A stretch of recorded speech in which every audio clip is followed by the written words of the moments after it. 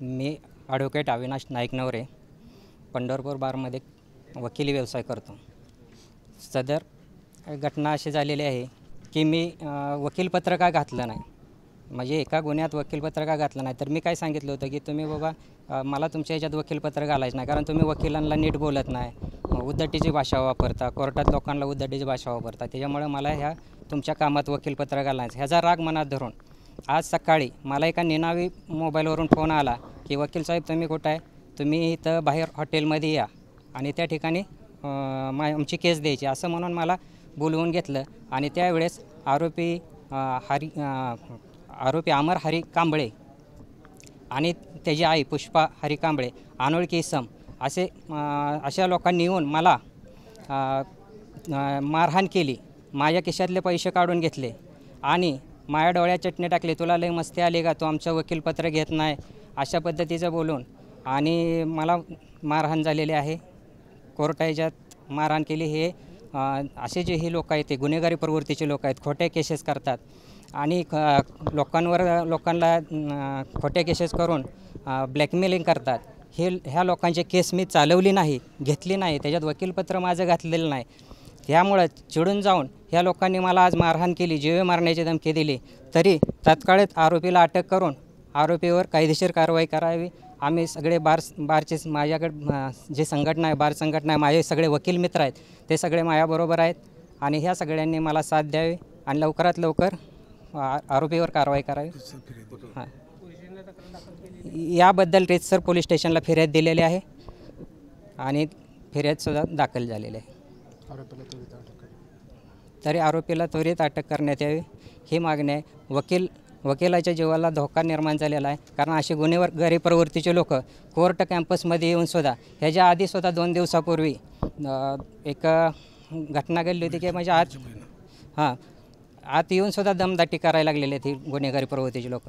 त्यामुळं वकिलाला advocate protection act लागू झाला पाहिजे. वकिलांना कायदेशीर संरक्षण मिळायला पाहिजे, कारण वकिली व्यवसाय हा चालवणं अतिशय धोकादायक झालेला आहे. कारण गुन्हेगारी प्रवृत्तीचे लोक आहे आता कोर्टात येऊनसुद्धा वकिलांवर अटॅक करायला लागलेले आहेत. त्यामुळं की आम्हीसुद्धा आता कसं आहे भयभीत होऊनच आम्हाला कोर्टामध्ये काम करावं लागत आहे. त्यामुळं ॲडव्होकेट प्रोटेक्शन ॲक्ट लागू व्हावा असं मी म्हणजे आमच्या सरकारकडे आमच्या पदाधिकारी आणि सगळे जे बार जे आहेत सदस्य यांच्याकडे मी मागणी करतो. जी घटना घडली त्याविषयी तुमच्या जे संघ आहे त्या संघाची भूमिका काय आणि नेमकं काय घडलं त्याविषयी थोडं आज जी घटना घडलेली आहे, आमच्या पंढरपूर अधिवक्ता संघाचे सदस्य अविनाश नाईक नवरे यांना तू आमचं वकीलपत्र का घेत नाही या कारणावरून डोळ्यात चटणी टाकून कोर्टाच्या गेटवर अमानुषपणे मारहाण करण्यात आली. त्यासाठी पंढरपूर अधिवक्ता संघाने त्वरित पंढरपूर शहर पोलीस स्टेशन यांना तक्रार दिली. त्या तक्रारीवरून आरोपीविरुद्ध BNS 119 प्रमाणे त्यांच्यावर कारवाई करण्यात आलेली आहे.